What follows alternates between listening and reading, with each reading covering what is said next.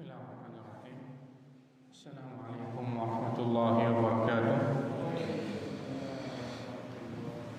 Alhamdulillah hamdan katsiran thayyiban mubarakan fihi.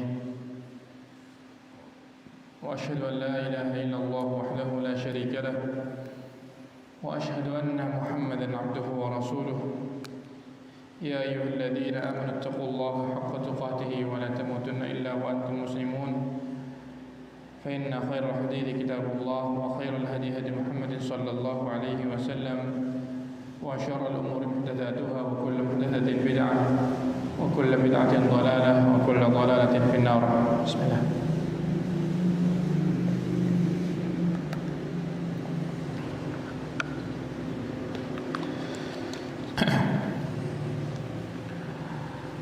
Kita bersyukur kepada Allah Subhanahu wa taala. Dia yang patut kita bersyukur kepadanya dengan segala bentuk syukur, karena nikmat yang Allah berikan kepada kita tidak terhingga sampai saat ini. Dari nikmat yang nampak, yang kita rasakan, ataupun juga nikmat yang tidak nampak dan kita tidak menyadarinya. Wa in ta'uddu ni'matallahi la tuhsuha. Apabila kalian menghitung nikmat Allah, la tuhsuha, tidak akan sanggup mengaudit semuanya. Dan nikmat yang paling besar adalah agama ini, agama yang Allah Subhanahu wa taala pilihkan untuk kita. Allah katakan, wa raditu lakumul Islam dinan, aku ridho untuk kalian Islam sebagai agama. Dan kita bersyukur kepada Allah dengan Islam ini, di mana kita dipilihkan oleh Allah peribadahan kepada Zat yang Maha Esa, yang tidak beranak dan tidak diperanakkan. Tidak sebagaimana sebagian orang yang mereka menganggap ada Tuhan lahir pada tanggal tertentu, lahir dari wanita tertentu. Yang ini tidak patut bagi Allah Subhanahu wa taala untuk memiliki anak. Karena kalau Allah memilih untuk punya anak, maka buat apa menciptakan yang lain? Buat apa menciptakan makhluknya? Ya, maka ini nikmat dari Allah Subhanahu wa taala, kita bertuhan yang satu, yang Maha menciptakan, Maha memberi rezeki, Maha mengatur, telah memberikan kepada kita nikmat dari sejak kita awal hidup kita, dari saat ya baru ditiupkan roh sampai nanti ketika Allah memanggil kita. Dia yang patut disembah, bukan yang lain. Dan dia menentukan di dalam Islam ini ajaran yang paling indah, ajaran yang paling indah, yang terjaga sampai hari kiamat, yang sedang kita bahas setiap hari Rabunya di antara hukum-hukumnya. Dan kita sudah sampai di pembahasan tentang wudu, ya, yang sebelumnya kita bahas tentang sunnah-sunnah fitrah, yang di antara sunnah-sunnah tersebut umumnya adalah terkait tentang at-taharah. Begitu juga wudu ini terkait taharah. Wudu ini juga terkait dengan taharah, kesucian. Qala al-muallifun rahimahumullah, al-faslul awwal ta'riful wudu wa fadailuhu wa ahkamuhu. Definisi wudu, keutamaannya dan hukum terkait wudu. Pertama adalah apa itu wudu? Definisinya, al-wudu hurufnya wawu, dhad, kemudian wawu lagi, kemudian hamzah. Ya, wudu bukan pakai ain tapi pakai hamzah.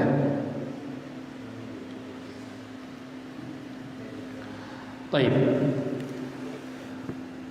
Secara bahasa, kata-kata wudu itu dari kata wada'ah. Ya, al-wudu lughatan min al-wada'ah. Al-wada'ah, al-wadi artinya adalah keindahan.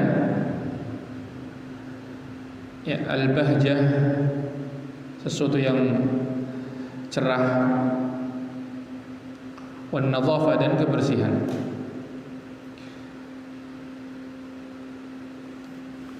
Ini secara bahasa.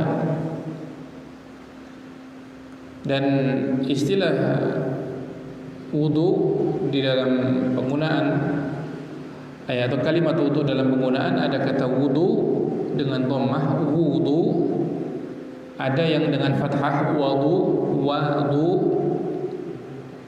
Ya, itu ada dua. Sebagaimana kata-kata suhur dengan sahur. Suhur dengan sahur. Dan ada beberapa kata dalam bahasa Arab yang semisal dengannya. Fu'ul dengan fa'ul. Dari satu kata atau satu asal kata yang sama, suku kata yang sama. Apa beda wudu dengan wadu? Nah, kalau dengan wudu dengan dhammah itu artinya perbuatannya, perbuatan bebersih dengan air sebelum sholat misalnya, itu disebut wudu, itu perbuatannya, amalannya. Dan kalau kita baca dengan wadu dengan fathah wadu, maka ini maksud airnya. Ini maksud adalah airnya. Sebagaimana kata suhur dengan sahur. Suhur perbuatannya, perbuatan makan di waktu sebelum subuh namanya suhur pakai dhammah. Adapun sahur makanannya. Kita makan sahur. Ya, kita makan sahur. Sahur maksudnya apa? Makanannya. Perbuatan saat itu sedang suhur bahasa Arabnya. Tapi istilah Indonesia kita nggak sedang bahas ya. Istilah Indonesia mencakup dua-duanya sudah. Karena apa? Orang Indonesia hanya menyerap. Sementara bahasa aslinya lebih detail daripada sekedar serapan. Dipahami sampai sini? Nah, adapun tempat wudu bahasa Arabnya apa tempat wudu? Yang pernah umroh, pernah haji, itu ada tulisan al-mawadhi. Mawadhi itu jamak dari midha'ah. Midha'ah wazan mif'alah, ya, midha'ah. Mawadhi itu artinya tempat yang seorang berwudu di situ. Ya, mawadhi. Mawadhi lirijal, mawadhi linnisa, misalnya di Masjid Kuba. Ya. Ada tulisan di Masjid Nabawi al-hammamat wal mawadhi, kamar mandi dan tempat-tempat wudu. Ya, ini istilah. Tempat wudu bahasa Arabnya apa? Midha'ah mawadhi, atau ditulis bahasa Indonesia mudah makanul wudu, tempat wudu. Ya. Baik. Nah, apa itu wudu menurut ahli fikih? Ya, wudu menurut ahli fikih istilahnya adalah untuk at-ta'abbudu lillahi azza wa jalla bi ghasli a'dha'in makhsusatin ala sifatin makhsusah. Beribadah kepada Allah. Wudu itu ibadah. Karena Allah memerintahkannya. Ciri-ciri ibadah ada perintah dari Allah, atau ada penyebutan Allah mencintainya, atau ada tuntunan dari Rasulullah SAW, atau ada pahalanya. Dan termasuk ibadah lahir adalah ibadah yang bernama wudu ini, yang bernama wudu ini.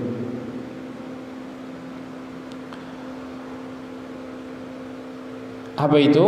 At-ta'abbudu lillahi azza wa jalla, beribadah kepada Allah azza wa jalla. Dengan cara apa? Mencuci anggota tubuh yang tertentu. sesuai dengan cara yang tertentu juga. Anggota tubuh yang kita cuci disebutkan dalam ayat. Satu adalah wajah,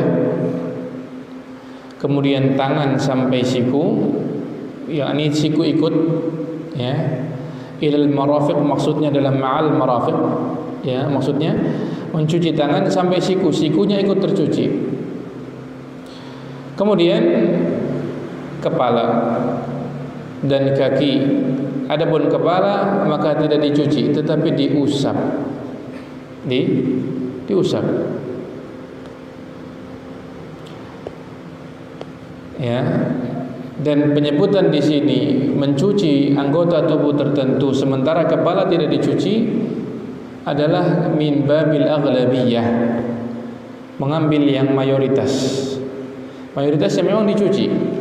Mayoritasnya memang dicuci. Kepala tuntunannya diusap, bukan dicuci, dibasahi sampai kalau orang bilang keramas, ya, atau diguyur.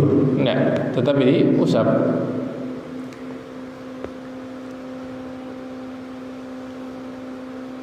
Baik. Apa dasar perintah wudu? Dasar perintah wudu ada dalam Al-Quran, hadis dan ijma'. Ya, Al-Quran dalam surat Al-Maidah.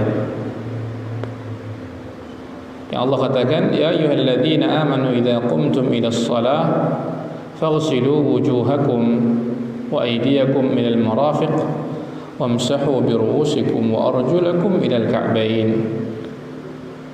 Ini dasar perintah wudu.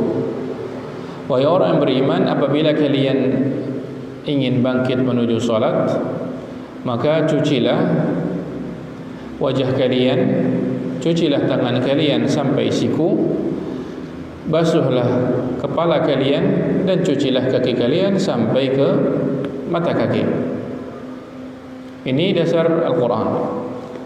Dasar sunnah adalah Rasulullah SAW katakan, la yaqbalullahu salata ahadikum idza ahdatha hatta yatawadda. Tidak menerima, Allah Subhanahu wa taala tidak menerima salat kalian ketika berhadas, ya, sampai berwudu. Ketika ada seorang berhadas, tidak diterima salatnya sampai berwudu.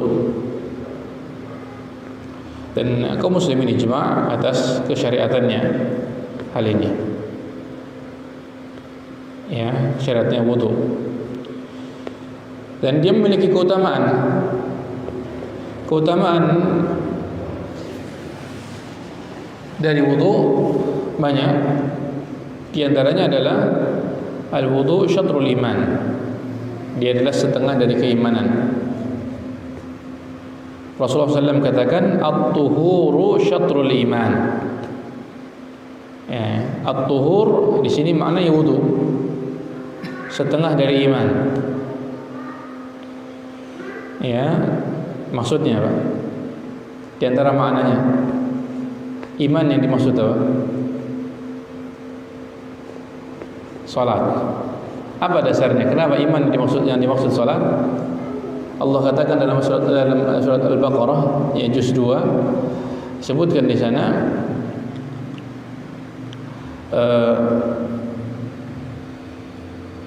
innallaha gimana? La yudhi'u imanakum. Kalimatnya begitu.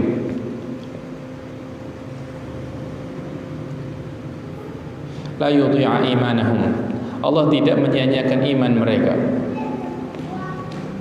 Ya, ketika kiblat dipindah, manusia berbisik-bisik di belakang, terutama orang-orang munafik dan orang-orang Yahudi. Orang Yahudi mengatakan, ya, kenapa dulu kiblatnya ikut kami, sekarang berbeda sama kami? Kiblatnya dulunya kemana? Baitul Maqdis. Kemudian sekarang berbeda, maksudnya kemana? Ka'bah. Orang munafik dan sebagian kaum muslimin mempertanyakan, bagaimana orang-orang yang sudah terlanjur wafat, terutama di perang Badar atau di beberapa keadaan yang sebelumnya, yang mereka belum sempat sholat menghadap Ka'bah, belum sholat menghadap Ka'bah. Ya, maka kata Allah Subhanahu wa taala, innallaha la yudhi'u imanakum wa kama qala. Gimana lafadznya?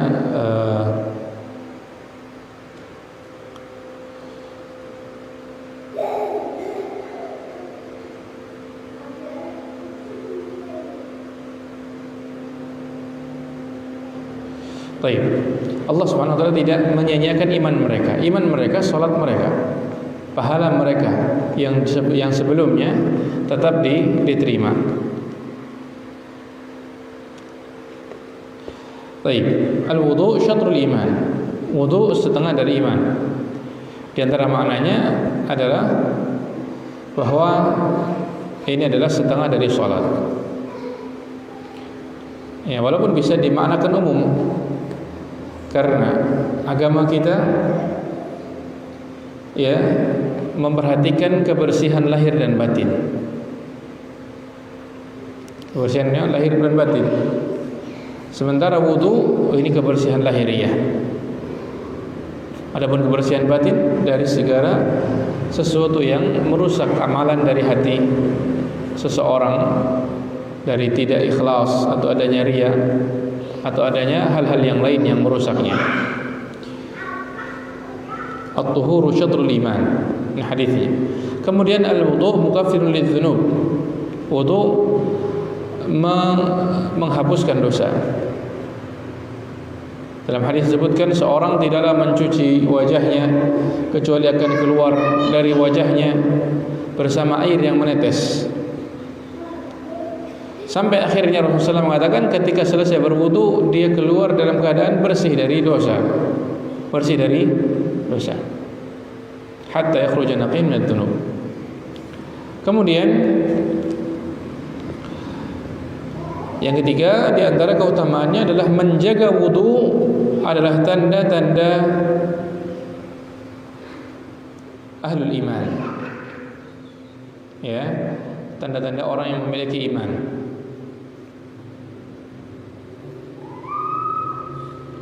Ini ada hadis dalam masalah ini dengan lafaz yang kurang lebih sama dengannya. Seorang yang menjaga wudunya tanda iman ya ada dalam hatinya. Yang keempat adalah wudu sebab masuk surga dan sebab seseorang berhias dengan hiasan-hiasan surga nanti. Ini di antara keutamaannya.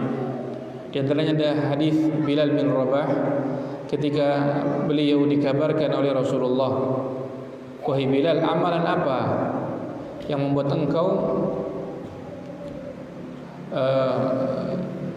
mendahului ke masuk surga? Setiap engkau masuk surga selalu engkau mendengar suara sendalmu." Maka Bilal menyebutkan, "Ya Rasulullah, aku membiasakan untuk memperbaharui wudu, menjaga wuduku." Dan Rasulullah SAW mengatakan, sesungguhnya umatku dibangkitkan pada hari kiamat ghurran muhajjalin, memiliki tanda putih di ujung-ujung anggota tubuhnya, min atharil wudu, dari bekas wudu. Memiliki tanda khusus, ada hiasan di ujung-ujung anggota tubuhnya. Dan semoga kita termasuk di antara mereka. Nah, dan banyak keutamaan wudu yang lain yang disebutkan dalam Al-Quran dan hadis. Dan cukup Al-Quran dan hadis ya sebagai sandaran kita yang sahih. Adapun hadis yang dhaif ya maka sebaiknya kita berhati-hati darinya sampai ada yang menguatkannya. Karena agama kita terjaga. Di antara penjagaan Allah kepada agama ini dipilihkan orang-orang yang membawa hadis-hadis Rasulullah SAW dan disaring dari mereka sehingga bisa dipisah mana ucapan yang benar penyandarannya kepada Rasulullah sallallahu alaihi wasallam dan mana yang tidak. Dan ini punya kita saja, punya Islam saja.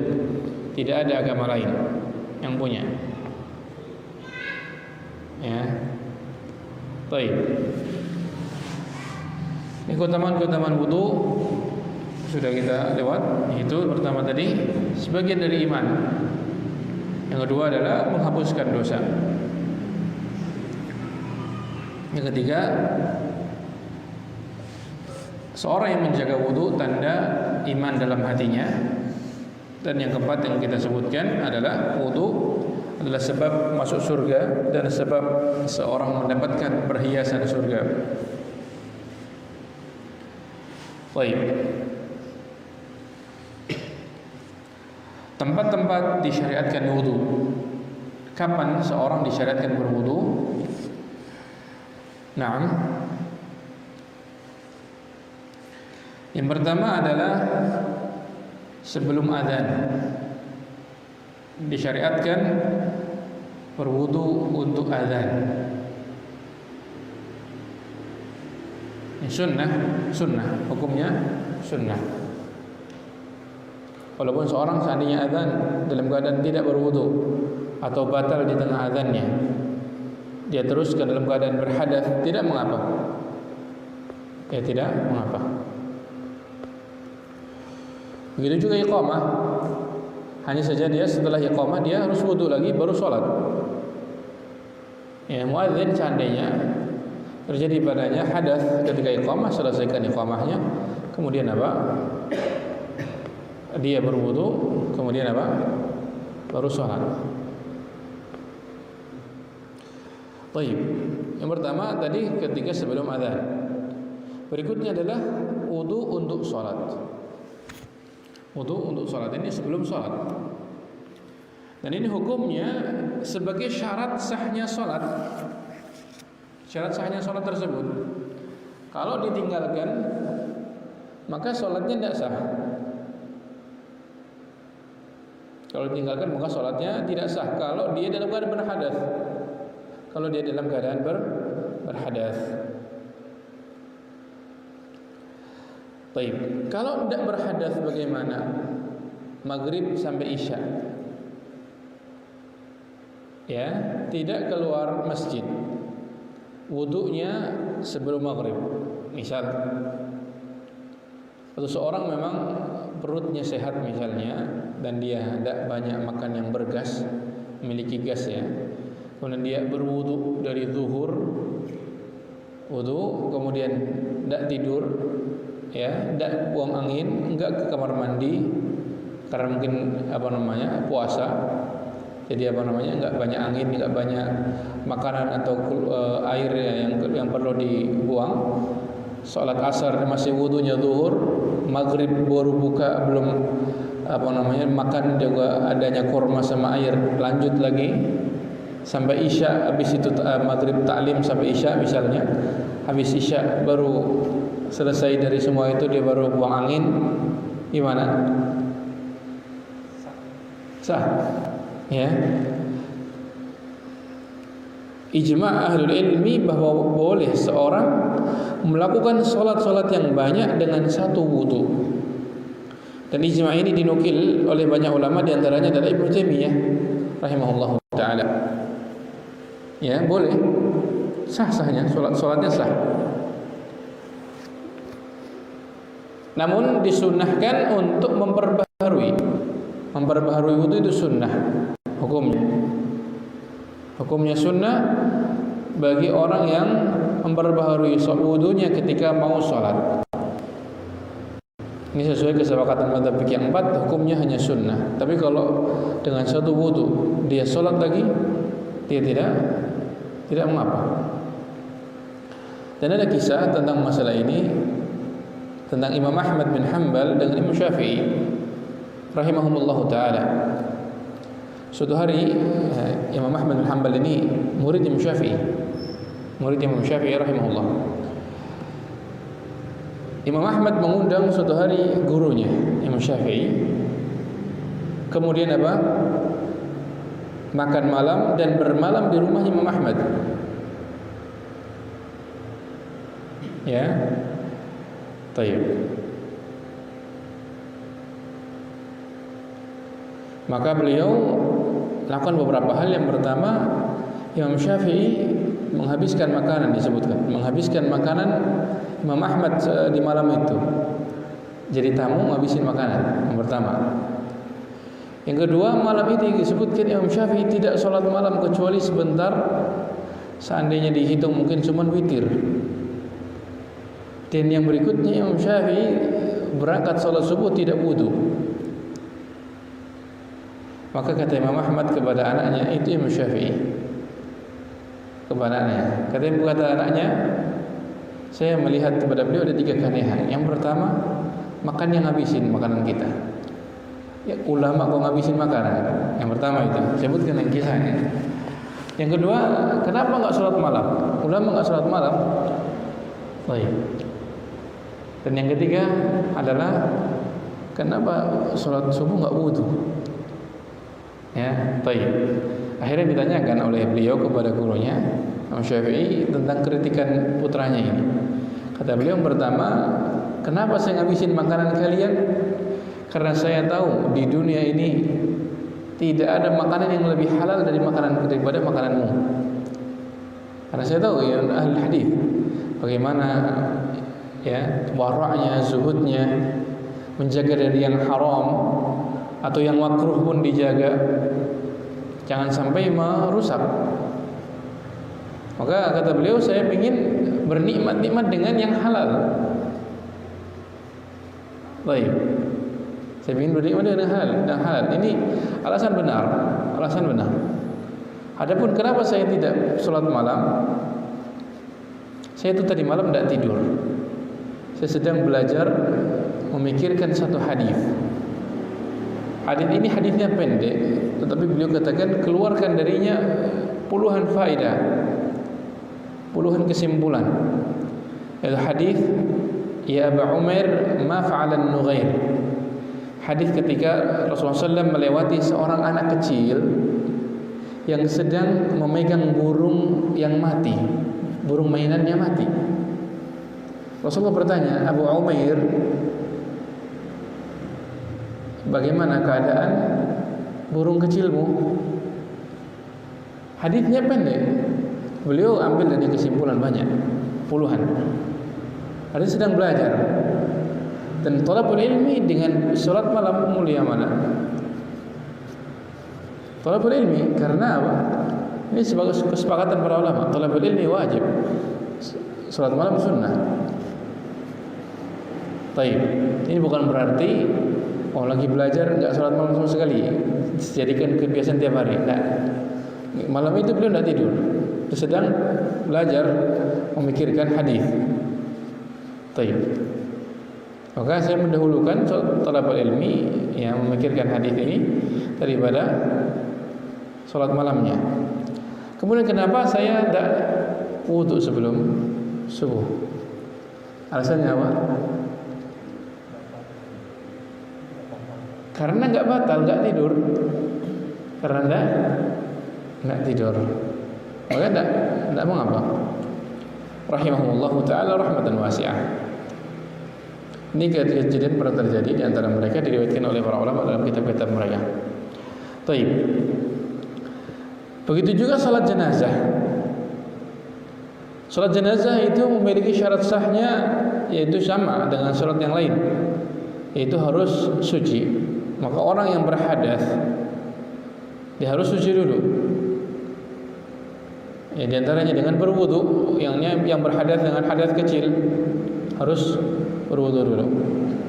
Walaupun salat jenazah tidak memiliki sujud, tidak memiliki ruku, dia hanya berdiri dan bertakbir. Ya, baik. Wudu berikutnya, wudu untuk melakukan sujud tilawah. Ini ada khilaf di antara para ulama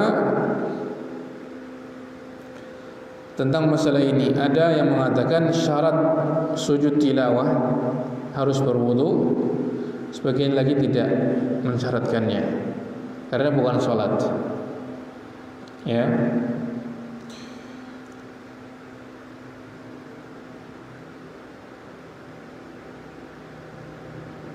Baik. Berikutnya wudu untuk tawaf. Wudu untuk tawaf itu juga masyru', disyariatkan untuk seorang bersuci ketika di dalam tawaf.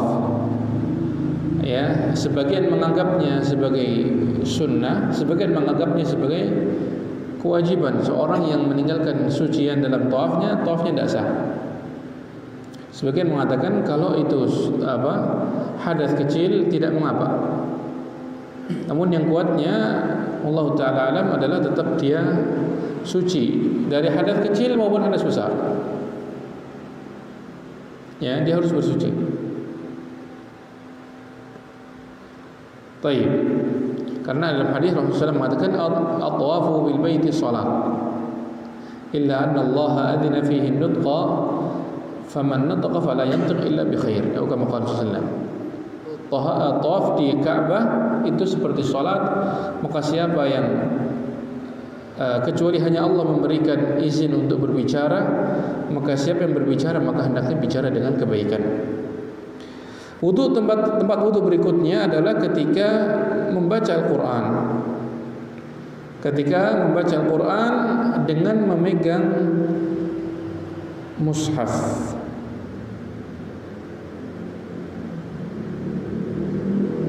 Ya. Naam. Tetapi kalau tidak memegang mushaf, maka Ibn Abdul Bar, Al-Qadhi Iyad dan yang lainnya menukil ijma' bolehnya seorang membaca Al-Quran dalam keadaan berhadas kecil ketika tidak memegang mushaf. Misalnya seorang punya hafalan, dia baca surat An-Naba tanpa berwudu dulu, apa? Tapi sebaiknya tetap berwudu. Begitu juga ketika memegang mushaf. Memegang mushaf ini sebagian mewajibkannya untuk berwudu dengan dalil la yamassuhu illal mutahharun. Tidak menyentuhnya kecuali orang-orang yang bersuci. Baik.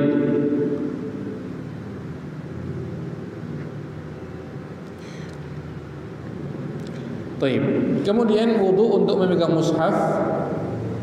Ya, tidak boleh memegang seorang mushaf. Mushaf itu lembaran yang adanya padanya Al-Quran. Ya, ini sudah tertulis, tidak bisa hilang. Bukan HP ya. HP bukan dihitung mushaf.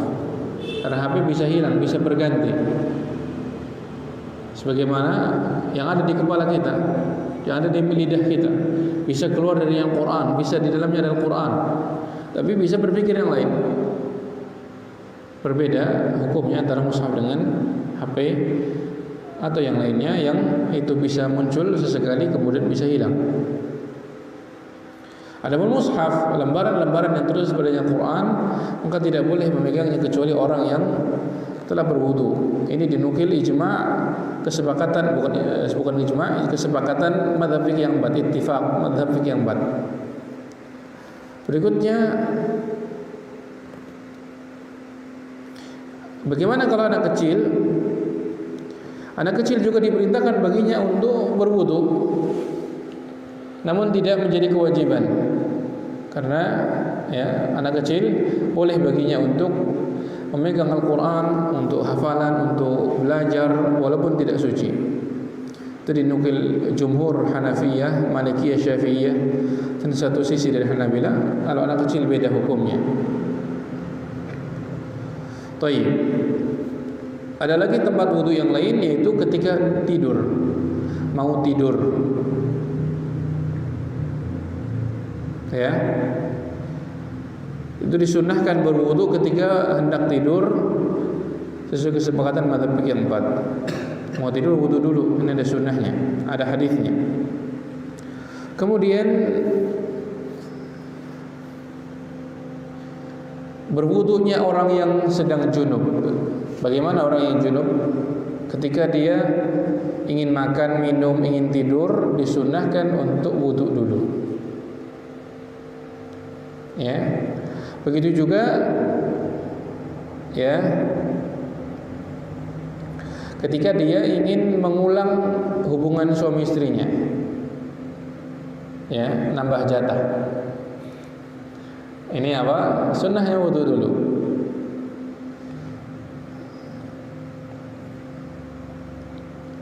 Ya, walaupun artinya boleh untuk langsung tidur, tapi apa? Sunnah yang ditekankan baginya untuk makan minum dan berjima lagi dengan apa? Wudu dulu. Dan ini dinukil dari Malikiyah, Syafi'iyah, Hanabilah, Ibnu Hazm Al-Zahiri. Dan untuk masalah mengulangi jima itu kesepakatan mazhab keempat sebagian sahabat dan tabi'in dan kebanyakan para ulama, mereka mensunahkannya. Barakallahu fikum. Akan jam berapa?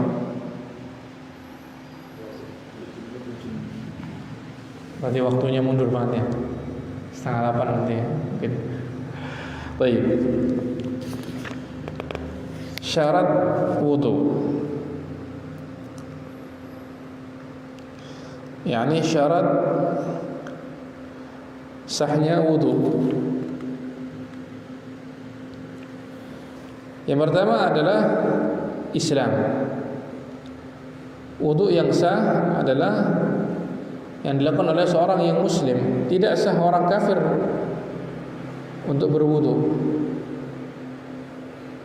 Dan ini mazhab jumhur ulama Maliki, Syafi'i, Hanabilah. Satu pendapat dari Hanafiyah juga.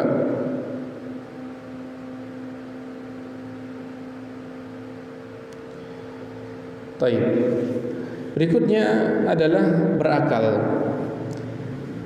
Untuk syarat sah ini berarti seorang yang berwudu tidak berakal, orang gila wudu. Bagaimana? Apakah merubah dari yang tadinya berhadas jadi suci? Tidak. Ya, tidak merubahnya. Kecuali kalau pas wudu dia pas lagi sadar, maka saat itu dia sah salat, sah wudunya.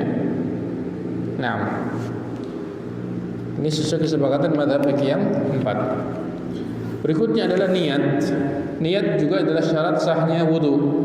Kalau seorang cuci-cuci doang atau nyemplung ke air, nyemplung ke sungai, tidak niat wudu, bangun-bangun langsung salat, sah tidak? Tidak. Ketika dia mencuci itu semua dengan niat wudu, baru yang itu disebut wudu. Dengan niat bersuci. Maka orang yang mandi dengan mandi biasa, bukan mandi junub, dia langsung sholat tidak sah. Jadi kalau mandi junub ada khilaf, karena sebagian mengatakan ini wudu plus nyuci anggota tubuh yang lain, karena ada wudunya, sama-sama berniat suci. Sebagian mengatakan kalau dia wudu, sebagian mengatakan tidak sah. Kenapa? Wudu dengan mandi beda. Kalau diniatkan di awal wudu, maka apa? Ikut, karena ini amalan ibadah sendiri. Begitu. Wallahu taala alam. Ya, dan ini mazhab jumhur Malikiyah, Syafi'iyah, Hanabilah dan mazhab Zahiri juga. Baik. Berikutnya masalah lain. Apakah atau bagaimana dengan mengeraskan niat? Mengeraskan niat, ya. Niat itu tempatnya di hati dan tidak disyariatkan mengucapkannya. Dari mazhab Maliki, satu pendapat dari Hanafi, dinas dari Imam Ahmad, jadi ucapan beliau, dipilih Ibnu Taimiyah, Ibnu Qayyim, dan dipilih oleh Al-Kamam bin Humam, Syekh bin Baz, Syekh Utsaimin yang lainnya. Mereka mengatakan tidak disyariatkan untuk mengucapkan niat. Dan memang enggak ada hadis tentang masalah ini Rasulullah SAW mengeraskannya atau mengabarkannya, aku berwudu dengan niat begini begitu, dengan ya enggak ada. Adapun lafaz yang ada ini bukan dari Rasulullah SAW yang terkenal di kalangan manusia. Baik.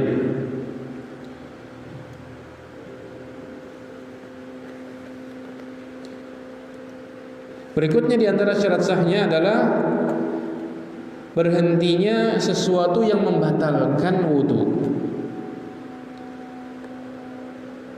seperti darah haid atau nifas. Ini juga syarat sahnya wudu. Seandainya seorang wanita dalam keadaan haid atau nifas dia berwudu, maka bagaimana? Wudunya tidak dikatakan mensucikan, hanya mengurangi dari hadatsnya.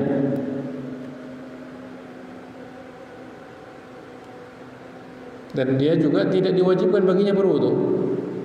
Ya, ini sesuai kesepakatan mazhab yang 4. Yang berikutnya masalah tentang harus hilang sesuatu yang menghalangi sampainya air ke kulit anggota wudu. Misalnya ada cat yang menghalangi sampainya air dan meresap ke kulit, atau ada stiker. Anak kecil biasa kasih stiker, ya. Baik, yang ini menghalangi meresapnya air ke kulit.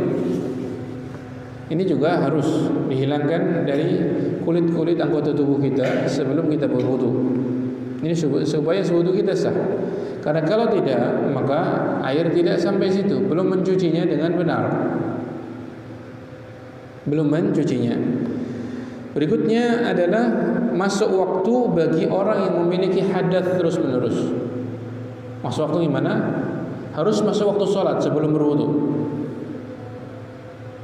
Kalau seorang punya hadas yang terus-menerus, misalnya beser, atau orang yang nggak bisa nahan kentutnya, atau orang istihadah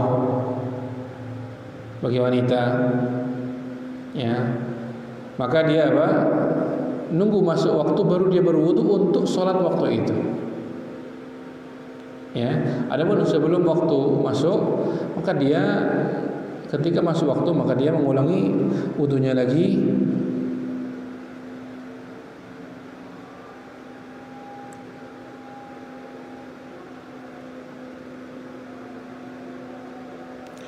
Baik. Berikutnya, sucinya wudu adalah harus dengan air yang suci dan mensucikan, air yang mutlak. Ya, maksudnya tidak boleh dengan air teh, air kopi, apalagi yang ada campuran najisnya. Ya. Baik.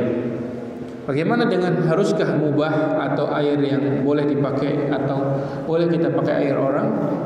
Adapun syarat sahnya, maka seandainya kita menggunakan air orang belum izin, wudu kita sah.